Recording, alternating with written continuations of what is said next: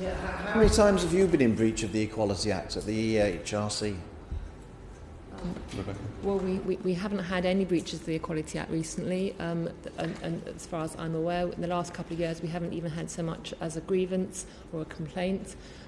We've had employment tribunal cases which have largely been about redundancy. There haven't been breaches of the Equality Act, and certainly while I've been at the Commission, there have been no breaches. Since you've been at the Commission, there's been no breaches? We've not. So you've been in the Commission since 2014, is that right? Yes. And you're saying there's been no breaches? We've lost no Equality Tribunal cases in that point, in that time. I haven't lost any equality. Sorry, Employment Tribunal cases. Yes, you haven't lost any cases. But you see, when David, you were saying you want to make it as easy as possible for people individuals to be able to pursue their things, you might not have lost any, but you've forced people to go to employment tribunals in your time and then settled at the employment tribunal, haven't you? The employment tribunal cases that have taken place during that time have not been in relation to breaches of the Equality Act. Disability? Is that not a breach of the Equality Act? There have been redundancy-based issues. This was about disability. I mean, you actually sent this to the committee. It was about complaints by staff for race, sex or disability discrimination at the Commission. This isn't this is information you sent to the committee when we asked for it at previous evidence sessions. It's your stuff that you sent to the committee, Annex C. And so you're the ones who highlighted these cases. This was disability, discrimination, that's under the Equality Act, went to an employment tribunal, was settled. But that's not making it as easy as possible for people to pursue their complaint, is it? Forcing them to go to an employment tribunal before you actually acknowledge that something went wrong and settle the case. Can I add to what Rebecca was saying? Because actually I think it's really important that we see this in the context in which Rebecca set it out, which is that these were reorganisations to ensure that the Commission was best placed to be able to meet its statutory obligations. And I think it is correct, if that's the evidence that we've submitted previously, that in the context of those reorganisations, when employment tribunal claims have been made, that various assertions in relation to breaches might have been made, but those assertions were within that sort of context. And yes, you're right, those matters were resolved by agreement. Yeah, well, this was disability. This wasn't redundancy. This was disability discrimination, where somebody had to go to an employment tribunal, and you settled at the employment tribunal. But That's not what I'm saying. Is you've just said earlier, David, that you big believer that we've got to make it as easy as possible for people and all the rest of it, and yet you, that's supposed to be at the vanguard of actually doing this, are actually with your own employees making them go to an employment tribunal before you will settle the case.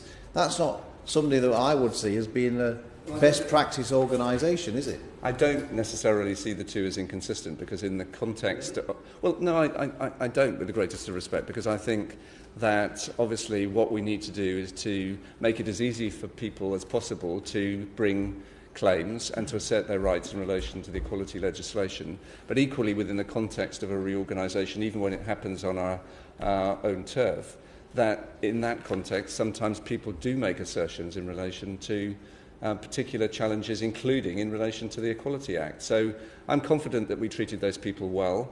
We didn't make it difficult for them to bring those claims, but we did agree consensually that they would not proceed with them. Well, you didn't treat them well. You wouldn't have had to settle a claim for disability discrimination, would you? I mean, we can't go into the individual cases, but I would suggest that... it's a pretty lamentable record, isn't it? Since the Equality Act came into being, the EHRC, not always under your watch, I accept, but it's had a pretty lamentable record of actually discrimination cases, hasn't it?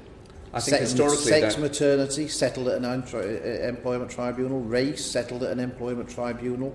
Disability, informally resolved. Race, partially upheld. Employment tribunal, outcome unknown. That's a bizarre one. Disability, partially upheld. Disability, settled. Sex discrimination, upheld. Disability discrimination, settled. Sex equal pay, upheld. I mean, it's a pretty lamentable record for the organisation that's supposed to be going around the country. Well, actually, and then Rebecca can respond. I think it's really important to say that many of the matters that you just referred to, as Rebecca said earlier on, are very historical. On our watch, there were two reorganisations which were introduced as a result of cuts, and as endeavouring to streamline the organisation to be more impactful, as we've presented to the committee historically. We can never make it... We can't legislate for how our staff respond to those particular situations, and they do, unfortunately, make assertions and have made assertions as part of the claims that they have brought. But I take it very seriously. We haven't done anything to make it difficult for those individuals to assert their claims, but actually many lawyers will know that in relation to those reorganisations, many claims are asserted. I'm not saying that they weren't valid, but actually we take them very seriously and do our best to resolve them. Well, would you accept that if you're going to go around taking other people to task, you've got to raise your own game a bit first in your own organisation? Sure. I'm confident that we have raised our game and that those are historical matters. But Rebecca, was there anything else? You pretty much said what I was going to say, but we do take it very seriously. And in relation to all the matters that happened on mine and David's watch, we were scrupulous about going over the process and ensuring that fairness had been administered both at an operational level, and obviously there were appeals to the board which were considered very seriously. And we were absolutely clear that we had to follow best practice.